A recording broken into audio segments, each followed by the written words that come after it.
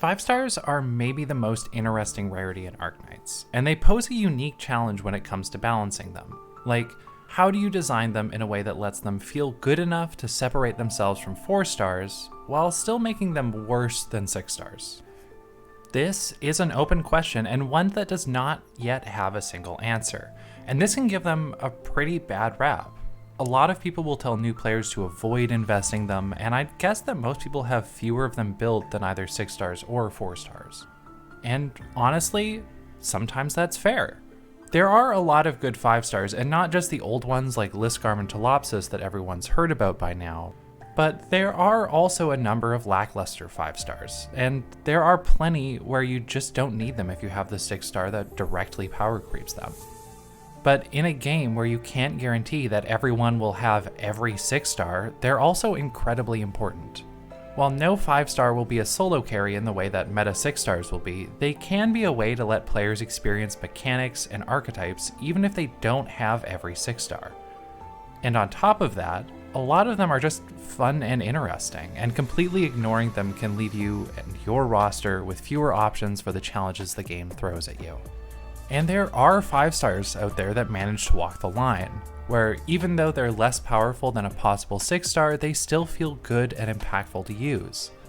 And I think it's important to be able to understand what makes them good, as well as what makes others less good. This can tell us a lot about the game and about how its balance works, something that's incredibly important as a player. But it's still hard to know where to start. There are tons of 5 stars, and getting a sense of what each of them do and what they bring and how that relates to the broader game isn't an easy task. But there's one group in particular that I think perfectly epitomizes the rarity as a whole, the good and the bad. And that's 5 star elemental units. The way elemental damage works, it basically heightens the impact of any decisions made in designing a kit. Their base stats and kit numbers don't just affect regular damage, but also elemental buildup and elemental damage, making it really easy to identify where they're being generous and where they're being stingy in how they design them. Plus, elemental damage is a really powerful mechanic, and looking at these 5 stars, we can get more of a sense of how much or how little HG is willing to give units who would otherwise have the potential to be really strong. This means that any that are mid are going to be very mid, and any that are good are actually going to be worth considering adding to your roster. And it bears mentioning, when both Burn and Necrosis have limited units as their main enablers, having options for how to deal those damage types can be incredibly valuable. Plus, there's no better time to talk about these 5 stars than now, as we just got kind of a banger of a new one in Gracebearer. But let's start at the beginning. Let's see how they introduced them and how they've developed over time. Valarqvin was our first introduction to friendly elemental damage. As a ritualist, she's a ranged unit with pretty flexible range that deals arts damage off skill and elemental damage, in her case necrosis, with her skills. Notably, as a ritualist, she can also bypass any kind of res or defense when applying this as well. As the IS-4 welfare, she has 2 talents, but the first only applies to IS-4, where all of her attacks deal 30% of her attack as necrosis damage. Her second talent is a lot more plain, giving her a flat increase to attack and attack speed. Her main skill, meanwhile, is her second, which lets her attacks apply necrosis, increases her attack speed, and lets her hit 2 targets at once, all on a pretty nice 30-second SP cost. And she's pretty good. A 5 star having access to pseudo-true damage that can't be impeded by res or anything is solid, even if it wasn't going to make her meta or anything. And her bonuses in IS-4 make her a fun pick there, even if she doesn't quite reach the heights of Highmore or Tin Man in their respective IS comps. But she wasn't without her limitations either.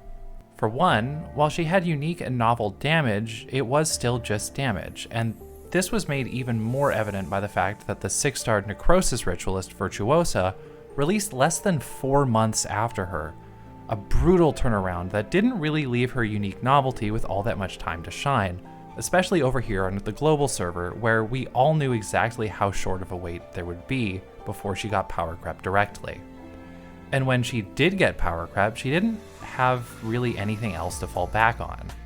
Plus, she had some difficulty within her kit and how it interacted specifically with Necrosis.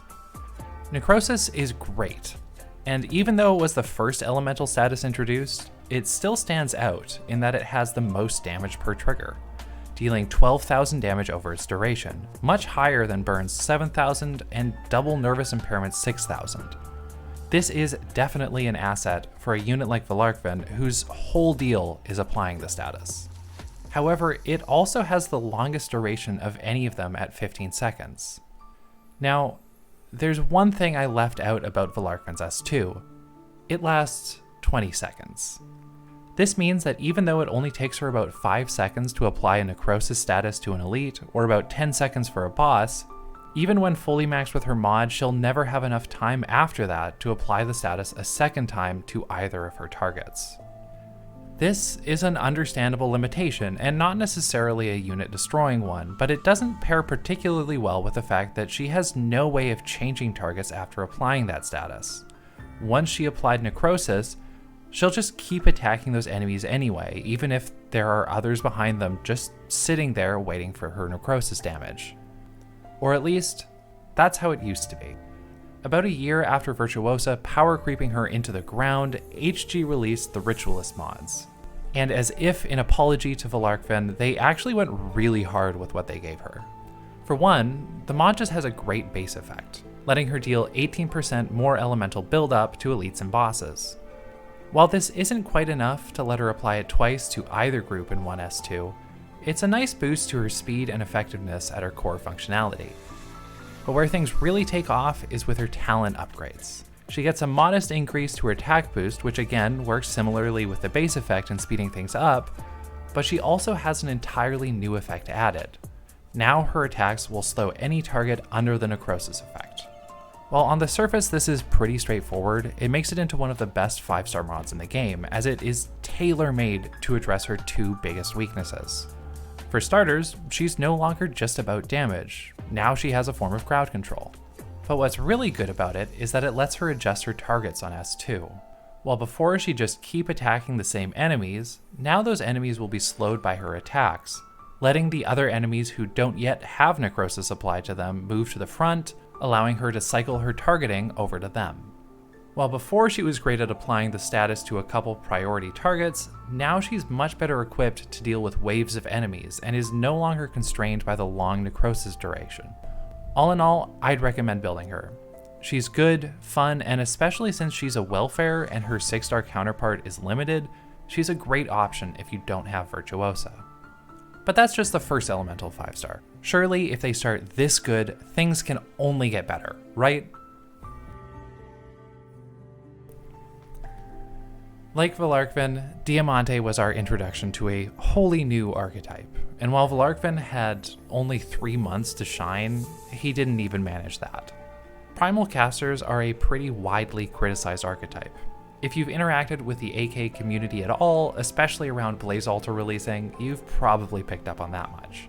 And while I will absolutely push back on that for the 6 stars, the 5-star primals and especially Diamante are probably the biggest examples of how not to balance a 5-star. But let's get into his kit. As a primal caster, his attacks deal arts damage, and through his skills, he's able to apply elemental buildup and or damage. But unlike Valarqvin and the Ritualists, he still needs to fight through enemy res to apply the status himself. His talent, meanwhile, increases his attack when there's an enemy in his range under the Necrosis effect. Nice for dealing more damage to those targets, but it won't help him apply the status itself. The 5-star primal casters also have a hard time solidifying their main skill. Generally, in a team environment, I'd recommend their S2s, but I'll go over both for each of them. His S1 increases his attack and now applies 15% of his damage as Necrosis buildup, and if the target is under the Necrosis effect, deals an additional 50% of his attack as elemental damage. This is a very unique skill, even among all of the primal casters, as until an unnamed CN 6-star, it's the only one in the game that lets them apply both their status and deal elemental damage. That sounds really good. However, it's not that the others can't apply their status and deal elemental damage at the same time. It's just that after Diamante, they moved that function to the other unit's talents, which is generally better and more flexible. See, he's just not very good at applying necrosis, and if it takes him most of his skill duration to apply it in the first place, he doesn't end up getting to deal all that much elemental damage before his skill runs out. In fact, if the enemy has over 10 res, some of that necrosis status will fall outside of his skill duration, and he'll be losing out on damage. Meanwhile, any of the others can get the full effect whenever the status is triggered, even off skill if another unit applies it for them. So even though his S1 is just barely the fastest of the 3 5-stars at applying the status, I still wouldn't really rate it particularly well in terms of his overall design. Meanwhile, his S2 also struggles for its own reasons.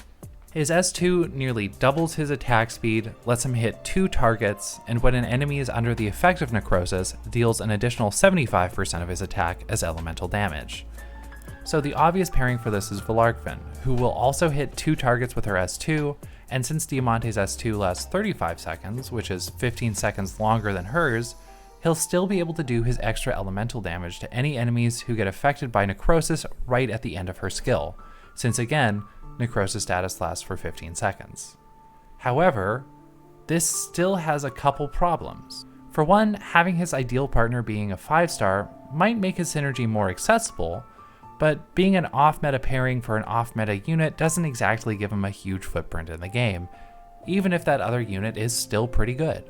He also suffers from being paired with necrosis in his own way. While Valarqvin didn't pair well with the duration of the necrosis before her mod, it comes at Diamante from a different angle.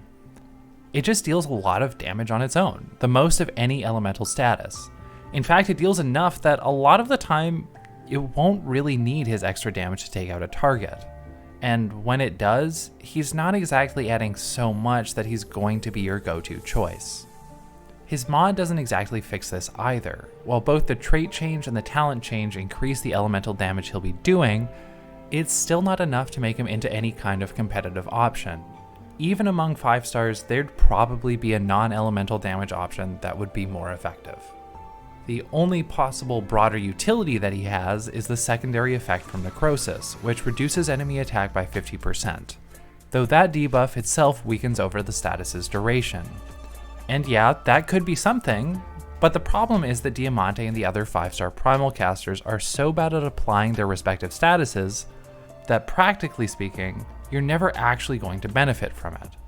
Sure, a 50% enfeeble is nice, but when it takes 20 seconds to apply it, you're going to be blocking that enemy way before it comes into effect. And if your blocker can survive before the debuff, then it's not really providing that much utility at all. So, in the end, he falls into that 5-star trap. In fact, he's kind of the epitome of it. Because he's not a bad unit, he's just an unremarkable one. The analogy I always think of is this. In baseball, there's a term called the Mendoza line. It's a phrase used to call something perfectly average, just barely not bad, but also in no way exceptional, aka something replaceable and unremarkable. And it was named for a specific guy, Mario Mendoza, who routinely hovered around a very unremarkable 200 batting average. If this term had been named for Arknights and not baseball, 1, that'd be really weird, and 2, we'd be calling it the Diamante line. He's just barely not bad, but is nowhere near good either. Because elemental damage is a strong thing to have in a kit, and yeah, it means he can technically synergize with some very strong units, but none of those strong units particularly need his synergy, and he applies it too slowly on his own to really let you capitalize on the necrosis debuff. But HG decided that this was still strong enough to be his only utility, and at the end of the day, special kinds of damage are still only damage, and thus, still replaceable. So do I recommend building him? Unfortunately, no. In fact, given that he costs 600 red certs per copy, I wouldn't even really recommend getting him in the first place. While Diamante tends to be forgotten entirely, Warmy often gets more of the flack for being a primal caster. But her problem was less kit design and more timing. But let's get into it. Like Diamante, she's a primal caster, so again, she normally deals arts damage, but she can deal elemental buildup and or application through her skills and talent, though similarly needs to push through enemy resistance to do so. And yes, I said talent. Because while Diamante was definitely a first draft of a primal caster, Warmy marks a more informed and honestly much smarter design for their archetype. Her talent lets her instantly deal extra elemental damage as a percentage of her attack, whenever a burn is triggered in her range. I already talked a bit about how valuable this is when I talked about how much Diamante wishes he had this, but another point supporting just how important it is the fact that every subsequent primal caster, 5-star or 6-star, has had a variation of this talent. This talent's flexibility lets her pair much better with other burn units, while also making sure her slower elemental application doesn't get in the way of her dealing elemental damage after triggering the status. And if you want her to apply that status, she's going to do that with her first skill. Her S1 doubles her attack speed and makes her attack inflict 15% of her arts damage as burn buildup. This works slightly more slowly than Diamante, though we're mostly talking fractions of a second here. And given that it has a cooldown that's 10 seconds shorter, plus it's paired with her much better talent, and I'd say that this is the best of 5-star primal caster S1s. Not a particularly high bar, but worth noting. Burn's secondary effect also isn't rendered quite as useless by how long it takes her to apply it, though don't get your hopes up too high. The burn status debuffs enemy res by 20, which is pretty nice for arts-focused burst strats. But the thing about burst strats is that they're designed to take out an enemy quickly. Typically not quickly, but let me get in a full 20 seconds of attacks first. And if you're looking to put together a burst strat for a priority target, you're probably not looking to Warmy S1. It's still easily better than the way Necrosis interacts with Diamante's kit, but not exactly a resounding justification for investing in her S1. Or for her utility outside of her talent giving other units burn statuses more damage. Her S2, meanwhile, has a bit more going on. It increases her attack interval, triples her attack, and lets her attack 2 enemies at once. And then if you charge it a second time, the duration is doubled and she can hit 3 enemies at once. Meanwhile, it deals an additional 50% of her attack as elemental damage to targets already under the burn effect. I generally like this more than Diamante's S2 as well, though the winner here is less clear-cut. I think its main advantage is its flexibility, as you can activate it earlier for a quicker but less effective version when you don't need the extra target and duration, on top of the fact that when charged it can hit more targets than Diamante. All in all, this means that she can pair better with a wider range of burn units than he can with Necrosis units. And given that burn deals less damage on its own, that synergy can be more valuable than what Diamante brings to Necrosis. However, Diamante's uptime is still a bit better overall, so while things may not always line up perfectly for him, when they do, he can sometimes take better advantage of it. Plus, since burn damage reduces enemy res, there are more options for various synergies with the units that apply it. However, the real flaw in Warmy's kit for the longest time was that she just didn't have any units to synergize with. In fact, it took them a bit over 5 months for them to add a second source of friendly burn, and even then it was Ifrit and her Delta mod, who, like Warmy, is much more suited for dealing burn damage than applying the status. For that, Warmy had to wait another 4 months for them to finally add a burn ritualist, Bobbing. But now at least, there's something of a burn team for her to work with. Would I recommend building her? Maybe not quite, but I'd give her more thought than I would Diamante. No, like Diamante, she still doesn't really have any broader utility beyond her burn support, but at least she's actually designed around working with that whole team.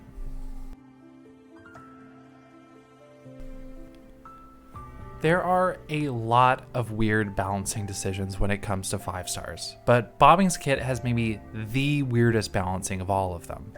Now, for the record, he is pretty good, and he actually learns a bit from the flaws within Valarqvin's kit. But, well, you'll see. Like Valarqvin, Bobbing is a ritualist and can apply elemental buildup directly, no need to worry about res, though unlike her, he applies the burn status. Now, right off the bat, he has an advantage over Valarqvin. There's currently no 6-star burn ritualist. While the limited 6-star primal protector U is usually people's go-to choice for enabling burn damage, the lack of a direct upgrade does leave him with a bit more room to work, and he's probably the only unit that actively benefits from each of the elements' rosters not being fully filled out yet.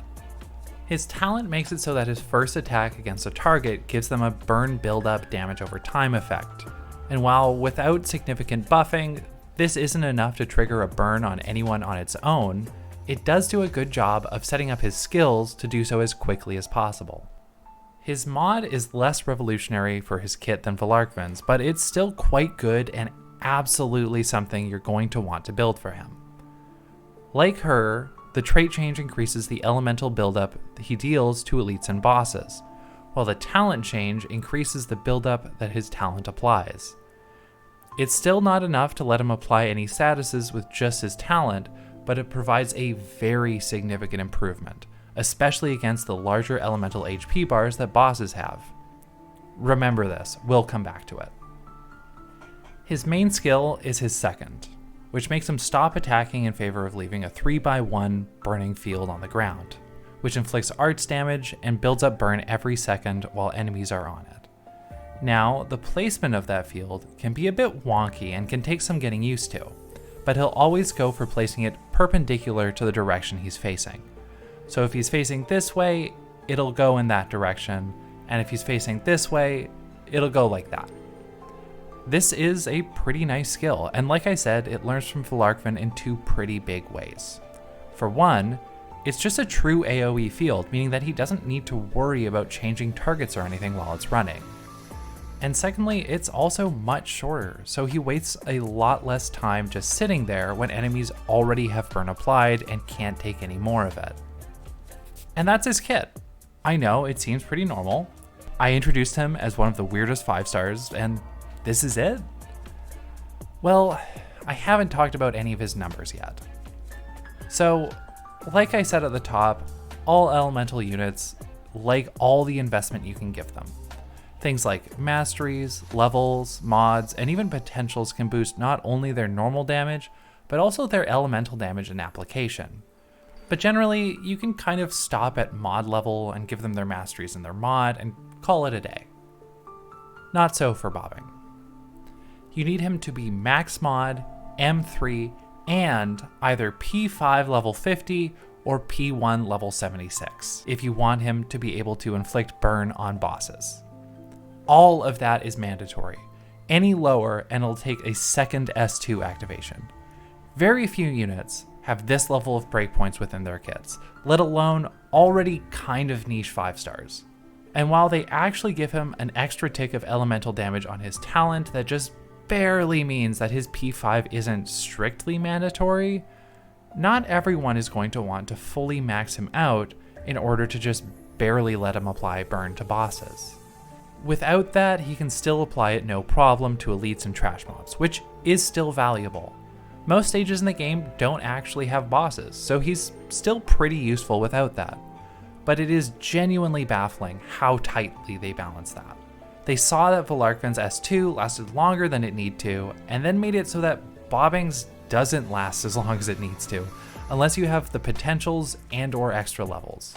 But on the bright side, it cutting things this close means that if you do max him out, he has a really nice and quick rotation. His other main restriction is that while his talent is very useful, his S2 is very much balanced around getting more burn application from that talent.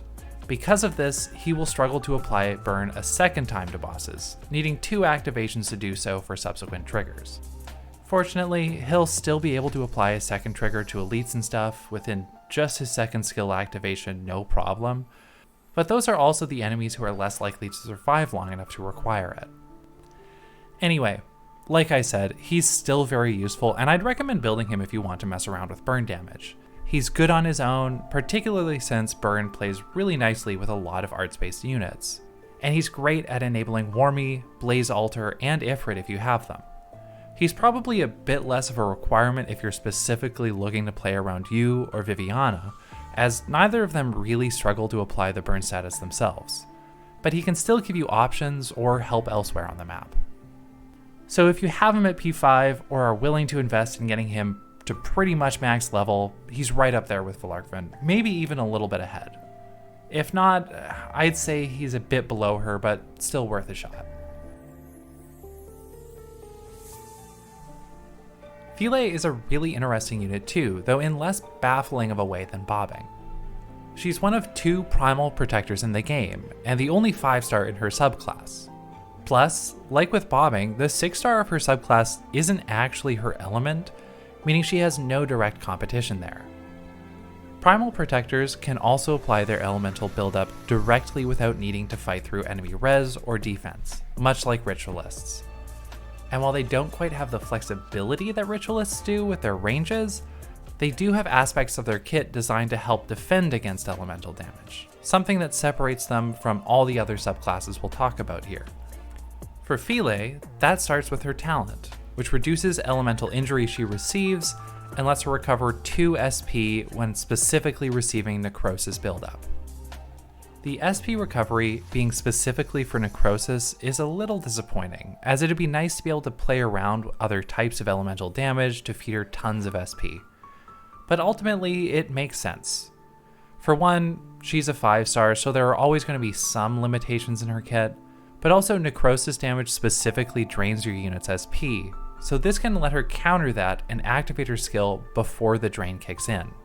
It's not exactly enough to make her busted or anything, and this isn't even quite enough for her to always get her skill activation in before necrosis triggers, but it still lets her excel within her specialization, which I actually quite like.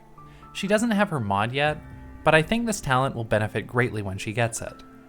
I don't expect them to remove the necrosis condition or anything for it, but increasing it to 3 or 4 SP every time she receives necrosis buildup, or even reducing the elemental buildup she receives, would make it great for really making sure she gets that skill activation in before the status triggers and starts draining her SP.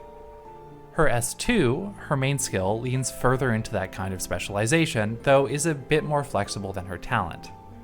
It increases her HP and she stops attacking. And then when she's attacked, she deals arts damage in an AoE around her, as well as an additional percentage of her attack as necrosis buildup. On top of that, if she receives elemental damage during the skill, her attack is doubled, though it's worth noting that her AoE burst can only activate once every 2 seconds. This skill is normally pretty good. Because it applies elemental damage directly, it's pretty alright at applying necrosis, even without the extra attack that she gets when she takes elemental damage. Not quite Valarqvin or bobbing levels, but still pretty nice. With the AoE arts damage, she can deal with pretty much any trash mob that approaches her without letting her block count get overwhelmed, and the necrosis will be enough to clear out any elites that might otherwise get stuck on her. But when she takes elemental damage, it's actually kind of cracked. Like, okay, they didn't quite go meta 6-star level, but the thing you really need to know about this skill is that the extra attack she gets is additive, and the arts and necrosis damage are multiplicative. This means that it doubles in effectiveness the second she takes elemental damage, and like I said, it wasn't exactly bad before that either. And I really like this approach to 5-star kit designs, a unit that's always pretty good, but can really excel in certain situations. Like, she may not be the best unit for absolutely every job, but she still has a job where she can really stand out. Compare this to the likes of Diamante, who can either add a bit more damage to units that already stomp pretty much anything, or take 20 seconds to apply necrosis that will then take another 15 seconds to deal its damage. And it's really refreshing to see them actually give a 5-star enough utility to find a niche. What's more is that it's not even that restrictive of a niche. Elemental damage is kind of everywhere. There are main story chapters and events full of it, not to mention how common it is in IS. And while she may not be fully meta in any of those environments, she'll still be plenty capable of contributing to your squad. Anyway, in case you can't tell, I think she's absolutely worth building. In fact, I would again place her up with probably not maxed bobbing, though I don't think she's quite as flexible or useful as him when he's fully built, or as much as Valarqvin.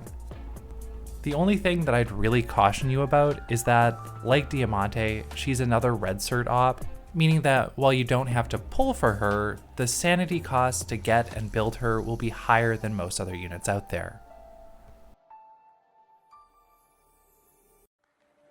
Gracebearer is, here on the global server, the most recent 5-star elemental unit, and she marks not only another new elemental archetype, but also an entirely new allied element, nervous impairment, finally giving us a chance to give the Seaborn a taste of their own medicine.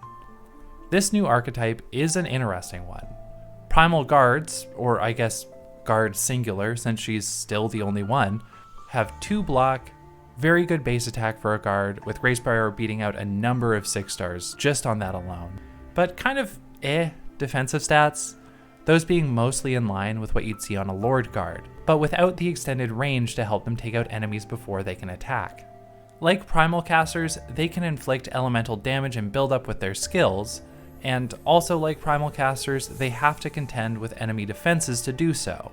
However, unlike primal casters, they deal physical damage, which puts an interesting spin on things. Physical damage works very differently with defense than arts damage does with res. Because defense offers a flat reduction rather than a percentage, you can kind of get around that when you have high enough damage per hit. This is what lets units like Lemoen, Ray, and Wishadel deal massive damage without needing any kind of defense shred. And with Gracebearer having, again, very high base attack for a guard, you can kind of see where this is going.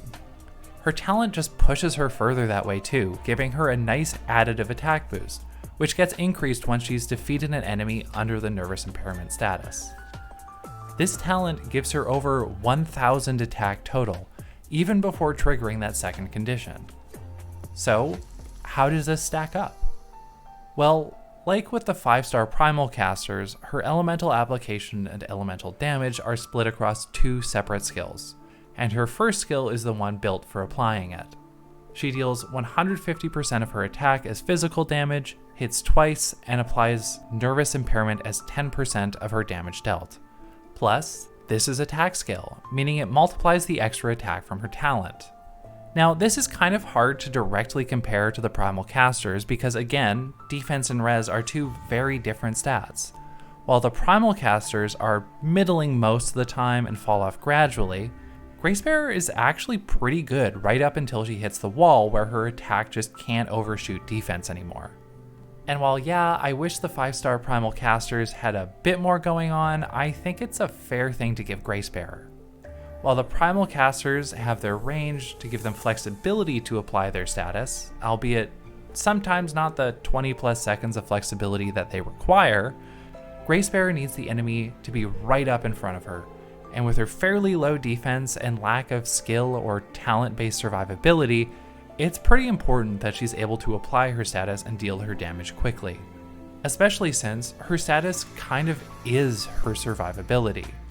Since nervous impairment prevents enemies from attacking, it gives her a window to deal with those enemies before they can take her out, helping her in a big way. And again, given that she's pretty alright at applying it, it actually lets her take advantage of her element's utility in a way that the 5-star primal casters never really manage. And then, once she gets the attack boost from her talent condition, she just gets better. However, this is also where we start to run into the limitations of her S1.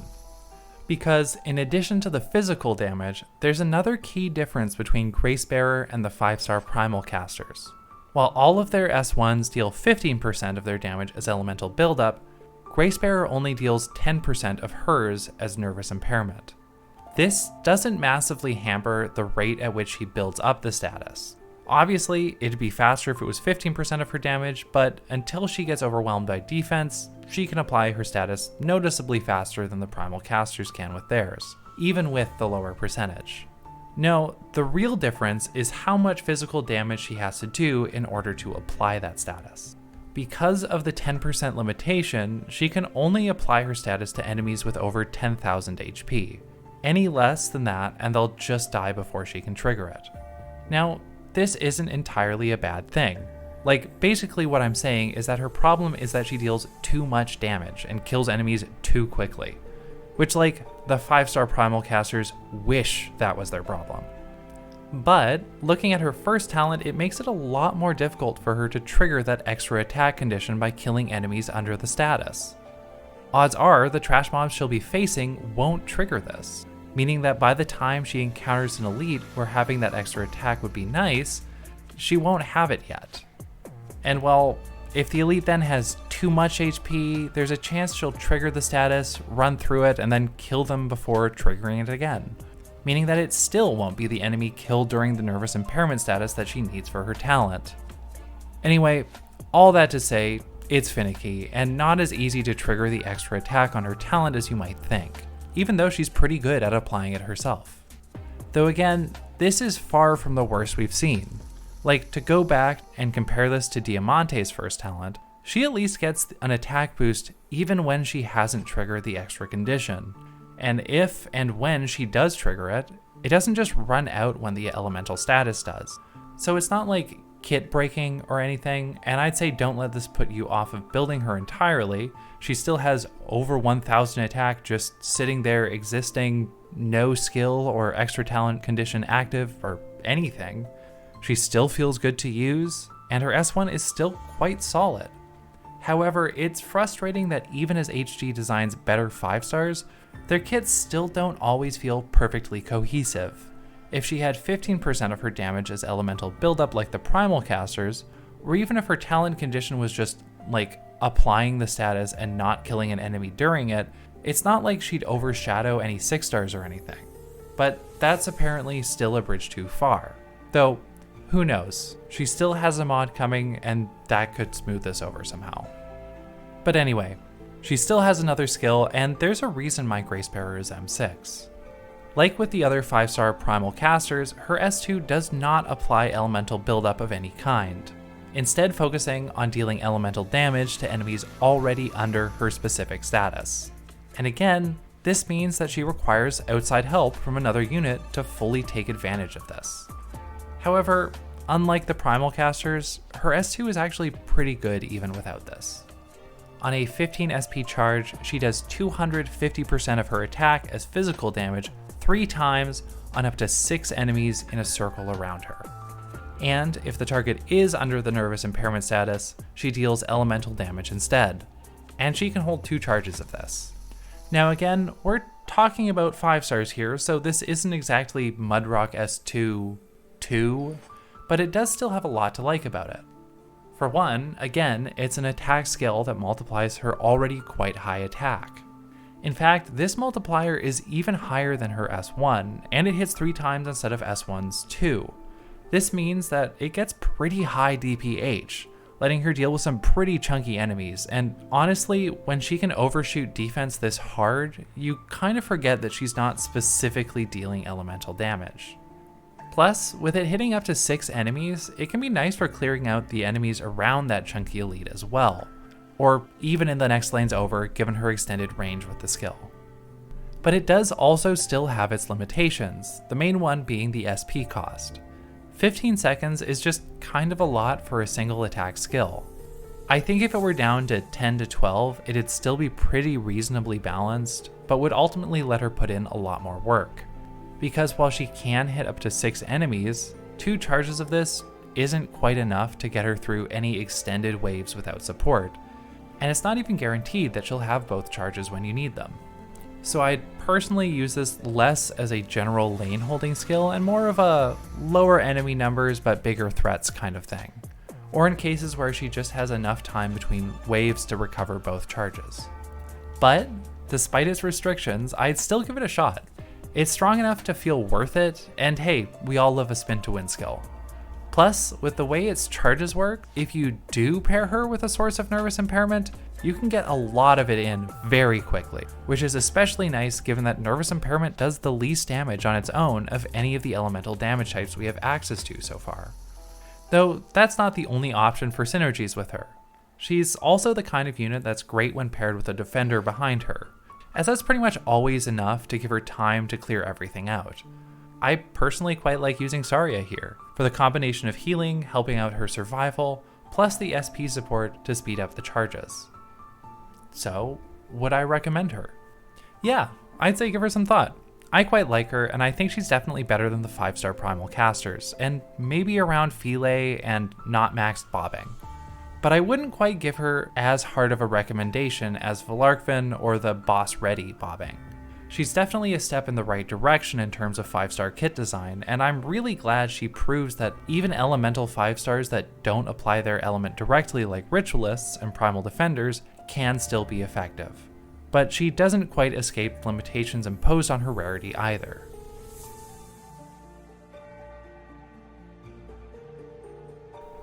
Now, while I said that was it for global, we do have one more elemental 5-star coming soon. And if Gracebearer is maybe not the flashiest, but at least a step in the right direction for 5 stars, Miss Christine is unfortunately kind of returned to their bad form from the previous 5-star primal casters. She starts off fine with her own version of the Warmy talent, in this case specifically dealing the extra elemental damage when enemies trigger paralysis within her range.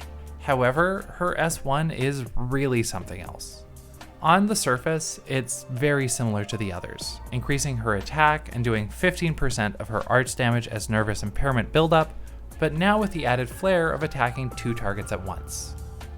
That last bit sounds great, but to balance around her hitting 2 enemies at once, she deals much less damage to each of them. And dealing much less damage again means that she applies her status even slower than Diamante or Warmy, who weren't exactly setting any records themselves. And this combines particularly poorly with her element. It's the exact same problem we saw with Diamante, except now it's even worse. Nervous impairment has maybe the most powerful secondary effect of any elemental status in the game so far, preventing enemies from attacking. And this can be massive for stall strats. However, like with Diamante, she takes so long to apply it that the enemy is already going to be blocked by that time. And again, if your units can block them and survive while they're attacking, stopping them from attacking doesn't really matter. Plus, she takes even longer to apply the status in the first place, only making it worse. It's legitimately maybe the most baffling decision in any of these units kits, and if you remember bobbing, there have been some pretty wild decisions already. It's not even helped in any way by her module, as that is entirely focused on doing more damage to enemies already under the status. Anyway, at least her S1 lasts longer than Warmy or Diamante's, giving her more of the time that she desperately needs to apply her status. But, rants aside, she still has one more skill, and at least that one's pretty okay. With her S2, she stops attacking, sends out a little cat to her target's location, which deals 115% of her attack as arts damage to enemies around it for 20 seconds. And, you guessed it, if an enemy is under the effect of nervous impairment, it deals elemental damage instead of arts. And it's also worth noting that the zone she sends out does not move once it's been placed. I actually do like this skill. It's not like anything that'll blow you away, and it's certainly not Gracebearer S2, but comparing it to the other 5-star primal casters at least, it has a fair bit going for it. It does damage every second, which is noticeably faster than her normal attack interval. It has a true AoE effect, not being limited by target count like Warmy or Diamante, and it even has a pretty good 3x3 range compared to them. The main drawback is that it has a much lower uptime, at 20 seconds versus taking 35 to charge. That's like the one thing that keeps me from saying that it's just straightforwardly better than what the others have, but at least for the time that it's up, I think it's pretty good. It's not quite to the point where I think it does well outside of elemental damage synergies in the way that Gracebearer can get away with due to her physical damage, but it definitely feels better to use like that than what you'd see with Warmy or especially Diamante. In fact, I'd probably rank her pretty much on par with Warmy. Her S1 is a lot worse than Warmy, but her S2 has enough going for it that I think she sets herself above Diamante. Though still, I wouldn't exactly tell you to build her just for her kit. However, can you say no to that face? Can you? Can you say no to the kitty? And that's it. I really, really wish we ended on a better note. Because as someone who really enjoys these units, I'd really like to see HG at least learn from where they've gone wrong with some of them.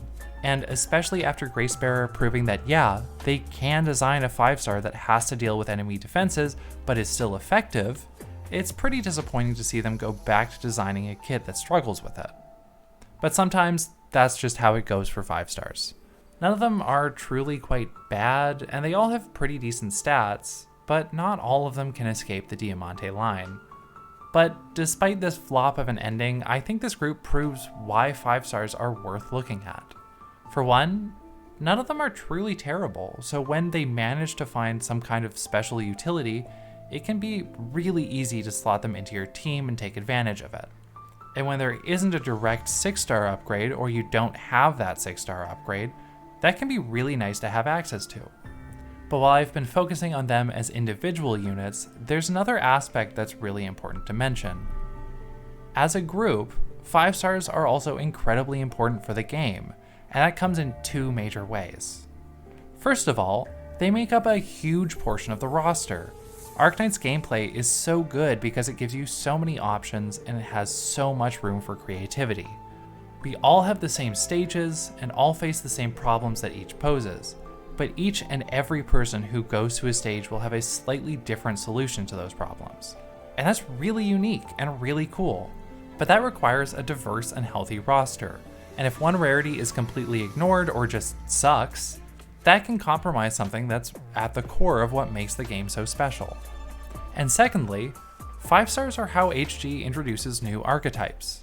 Valarqvin, Diamante, Philae, and Gracebearer have all been introductions to their archetypes, and Warmy and Gracebearer introductions to their respective elements. And I think they've had a significant role in how future 6-stars of their archetypes have been received. If people have a bad impression of a subclass, you'll have to do Haruka or Ulpianus level shit to make people finally come around to them. And even then, you'll still be fighting it, and people will still treat them as the exceptions, not as proof of a subclass's potential. And you'll have to do the same thing next time you want to release one. And that's not good or sustainable for the game. Yes, it's important to start simple with an archetype. You want people to have an impression of what that archetype can do, not of what that specific unit will do. But you can do that and also make cohesive and interesting kits at the same time. I think Philae is maybe the perfect example of this. A unique unit with a well-defined niche, but still plenty capable of showing what her archetype is about. Or she would be a perfect example of this if she wasn't locked behind 30 runs of AP5. Anyway, this video is probably long enough, but thank you for watching. This has been a very long video about units that I really care about, but I think a lot of people forget about. Hopefully, this has been helpful to you, whether you build one of them or not. The next video will hopefully be not quite this long, but I also said that last time, so we'll see. But until then, auf Wiedersehen.